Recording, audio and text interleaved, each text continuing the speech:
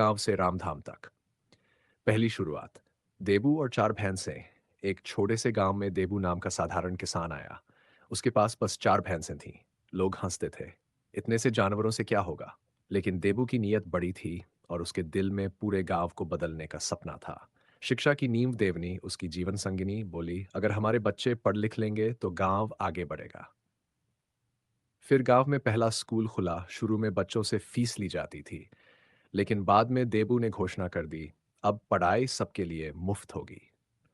अब हर बच्चा पढ़ने लगा। मेरी बेटियां भी गांव में ज्ञान की रोशनी फैल गई।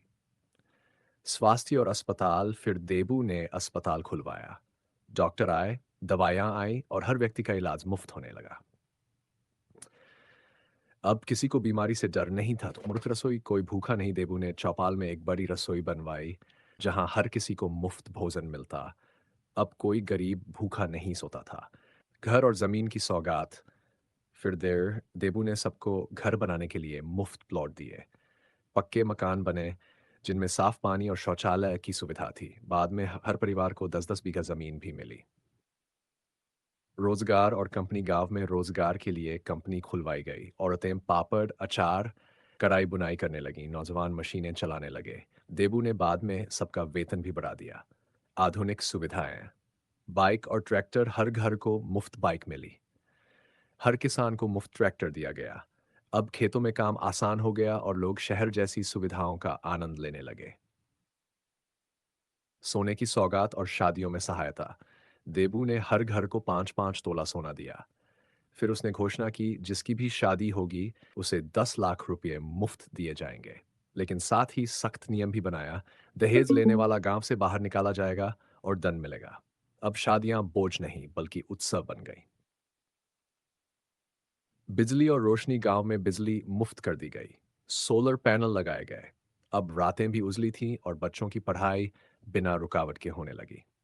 शराबबंदी का ऐलान। गांव में शराब पीने वालों को दंड दिया जाने लगा। जो पकड़ा गया उसे गांव से बाहर निकाल दिया जाता। औरतों और बच्चों ने चैन की सांस ली। गांव शराब मुक्त हो गया।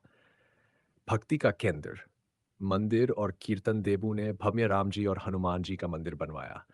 मंदिर के शिखर से घंटियों की गूंज दूर दूर तक सुनाई देती। फिर मंदिर में अखंड सीताराम कीर्तन शुरू हुआ। हर दिन गांव का एक एक बच्चा इसमें शामिल होता। राम नाम की ध्वनि पूरे गांव को पवित्र बना देती। नया नाम। सेवा गांव से रामधाम। अब यह गांव साधारण गांव नहीं रहा। देबू ने घोषणा की, आज से हमारा गांव रामधाम कहलाएगा। गांव वाले खुशी से झूम उठे। सरकारी रजिस्टर में भी दर्ज हो गया, सेवा गांव रामधाम। न्याय और समानता की मिसाल। रामधाम में अब कोई भूखा नहीं, कोई गरीब नहीं, कोई अनपढ़ नहीं, कोई बेघर नहीं। न दहेज, न शराब, न अन्याय। हर किसी को बराबरी का हक मिला। निष्कर्ष। चार भैंसों से शुरू हुआ सफर अब रामधाम तक पहुंच गया।